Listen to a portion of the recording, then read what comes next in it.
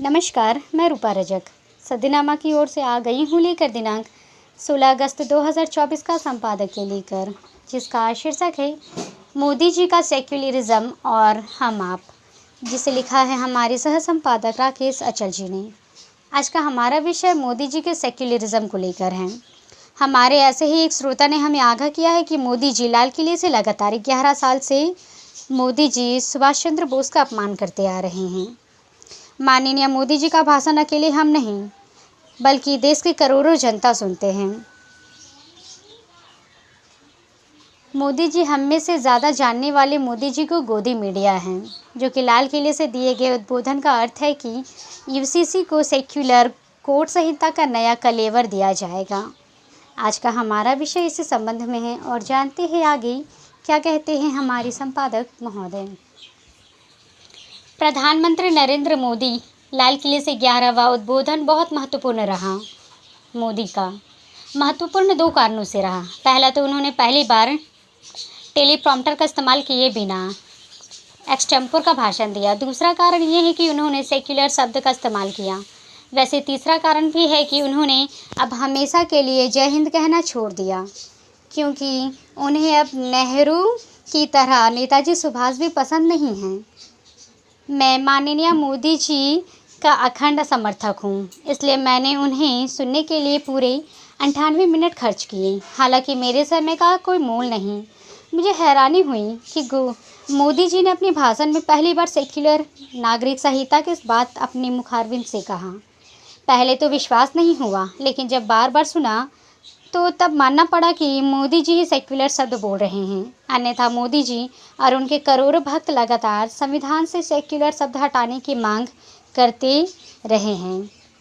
लाल किले से प्रधानमंत्री मोदी जी का भाषण दे रहे हैं, लेकिन बार बार भ्रम हो रहा था कि वे रामलीला मैदान में भाजपा की किसी चुनावी रैली को संबोधित कर रहे हैं, न कि राष्ट्र को।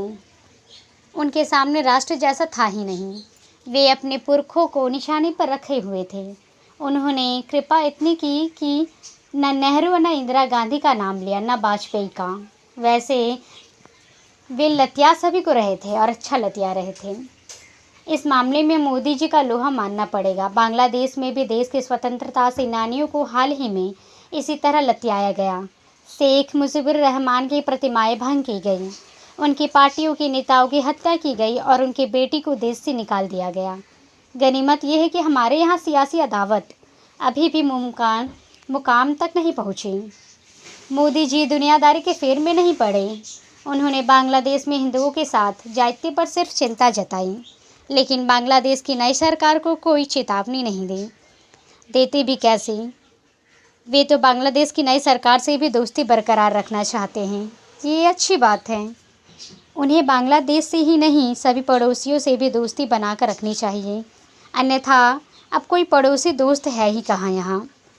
प्रधानमंत्री जी ने भारत के विदेश नीति के बारे में दुनिया को कोई संकेत नहीं दिया।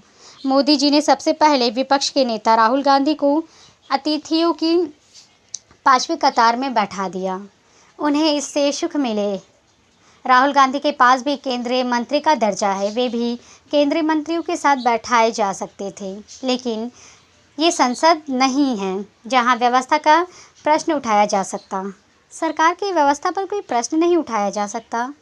बैसाखियों के सहारे प्रधानमंत्री बनने के बाद अपने पहले उद्बोधन में देश को क्या उपहार दिया, ये हमें तो नहीं पता। आपको पता हो तो अवश्य शेयर कीजिएगा। डॉक्टरों की 75,000 सीटें ज़रूर बढ़ाई गई, लेकिन इसका लाभ गरीब जनता को मिलेगा या अमीर मेडिकल कॉलेज संचालकों को, ये सोचना पड़ेगा। हमारी सरकार वैसे भी सबसे पहले यानी जनता से पहले अपनी जनता यानी A1 और A2 का ख्याल रखती आई हैं। ये दोनों भी सरकार को वैसा ही समर्थन देते आ रहे हैं जैसा कि TDP या JDU। मोदी जी का भाषण अकेले हम नहीं, देश के करोड़ों लोग सुनते हैं। कम से कम वे 85 करोड़ लोग तो सुनते ही हैं, जिन्हें हमारी सरकार लगातार अनेक वर्षों से 1 जून की 2 रोटी मुफ्त में दे रही हैं। इस भीड़ को लगता है कि मुमकिन है कि मोदी जी 15 अगस्त को 5 किलो अन्न के साथ दाल और नमक भी मुफ्त में देने की घोषणा करें। मोदी जी को हमसे ज़्यादा जानने वाले गोदी मीडिया का मानना है कि लाल किले से दिए गए उद्बोधन का अर्थ है कि यूसीसी को सेक्युलर कोर्ट संहिता का नया कलेवर दिया जाएगा। भ्रष्टाचारियों पर कड़ी कार्रवाई जारी रहेगी। मतलब केजरीवाल जैसे पर कार्रवाई होती रहेगी। रिफॉर्म नहीं रुकेगा। शिक्षा और रोजगार पर जोर जारी रहेगा और हिंदू मुसलमान होता रहेगा। मुमकिन है कि गोदी मीडिया आकलन हमसे ज़्यादा सही हो, इसलिए इससे इनकार भी नहीं किया जा सकता और इसलिए हमेशा से मोदी जी के सामने नतमस्तक रहते हैं। हमारे ऐसे ही एक श्रोता ने हमें आगाह किया कि मोदी जी लाल किले से लगातार 11 साल से मोदी जी सुभाष चंद्र बोस का अपमान करते आ रहे हैं। आज़ाद हिंद फौज में अभिवादन के लिए जय हिंद शब्द का इस्तेमाल किया जाता था, जो आज भी पुलिस, अर्धसैनिक बल और सेना में भी प्रचलन है। इस यादगार को चिरस्थायी बनाने के लिए पहले प्रधानमंत्री पंडित जवाहरलाल नेहरू लाल किले से अपने उद्बोधन के बाद जय हिंद बोला करते थे, जो माननीय मोदी जी के प्रधानमंत्री बनने तक जारी रहा। लेकिन अब मोदी जी जय हिंद नहीं करते। तो ये था हमारा आज का विषय। कल फिर लौटेंगे एक नए विषय, एक नए संपादक के साथ। तब तक के लिए नमस्कार।